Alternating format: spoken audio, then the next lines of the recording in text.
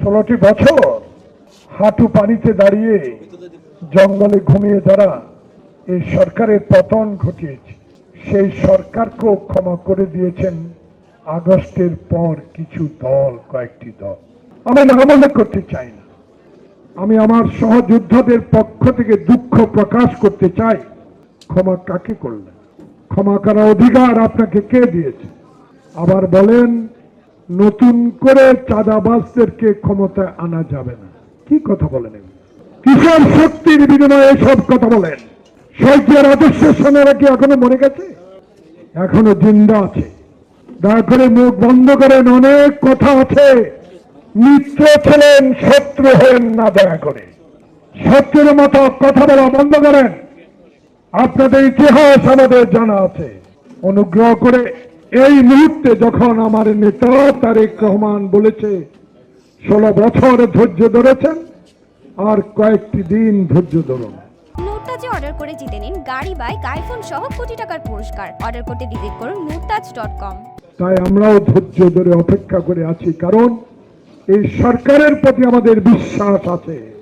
এই সরকারকে আমরা সমর্থন করেছি, বিশ্বাস রেখেছি। এই জন্য 91-এর মতো একটি সুষ্ঠু নির্বাচনের মাধ্যমে যেসব দলগুলো আমরা 16 বছর সকল অত্যাচার সহ্য করে আন্দোলন করেছি, সে আন্দোলনের সূত্রপাত করেছি, সেই দলগুলো একটি নিরপেক্ষ নির্বাচনের মাধ্যমে ক্ষমতা আসবে।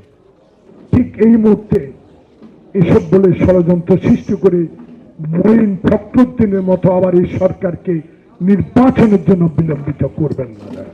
আমাদের স্পষ্ট বক্তব্য, আমরা নির্বাচন চাই। সেই নির্বাচনে জনগণ তার প্রতিনিধি নির্বাচিত করবে।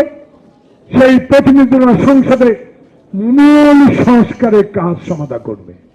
আপনাদের দায়িত্ব আপনারা পালন করেন। কোথায় দায়িত্ব পালন করলেন?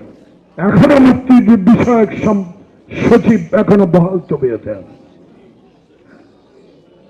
যেই সচিব ভুয়া মুক্তিযোদ্ধা দিয়ে আওয়ামী লীগকে পরিচালিত করেছে, কি করেছেন এটা তো আমাদের কাছে জবাব দিতে হবে। সিন্ডিকেটের কজনকে আইনের আওতায় এনেছেন? চিনি সিন্ডিকেট, পেঁয়াজ সিন্ডিকেট, চাল সিন্ডিকেট, দ্রব্যমূল্য যারা নিয়ন্ত্রণ করেছে আওয়ামী লীগের আমলে কজনকে এনেছেন? একজনকে তো এখনো আইনের আওতায় আনতে পারেন নাই। 170 জন সচিব, উপসচিব, এসপি, ডিসি এখনো কেন ডক্টর ইউনূসের ঘাড়ের উপরে বসে ষড়যন্ত্রে লিপ্ত? কেন সচিবালয় আগুন? এসব ষড়যন্ত্র উদ্ঘাটন করতে এত দেরি কেন?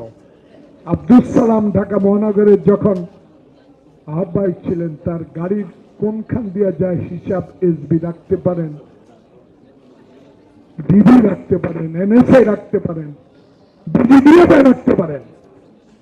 এত ডিজিডিএফআই, এত এনএসআই এখন কেন এই ইউনূস সরকার আমলে ষড়যন্ত্রকারীরা বসে আছে খুঁজে বের করতে পারেন না? করেন, আরো বিশ্বাস আনেন। যদি বিশ্বাস আনতে পারেন তাহলে ইতিহাসে আস্থা করে আবারও মঈন ফখরুদ্দিনের নাম লেখা হবে। আমরা চাই না মঈন ফখরুদ্দিনের মতো আবার বিলম্বিত করে দেশে আবার আরেকটি ফর্মুলা, আরেকটি নতুন দল সৃষ্টি করে বাংলাদেশে ক্যাশ কমপ্লিট সৃষ্টি করবেন। আমরা তো সমর্থন দিয়েছি, আমরা সমর্থন অব্যাহত রাখবো। তবে সে অব্যাহত কতদিন থাকবে আমরা জানি না।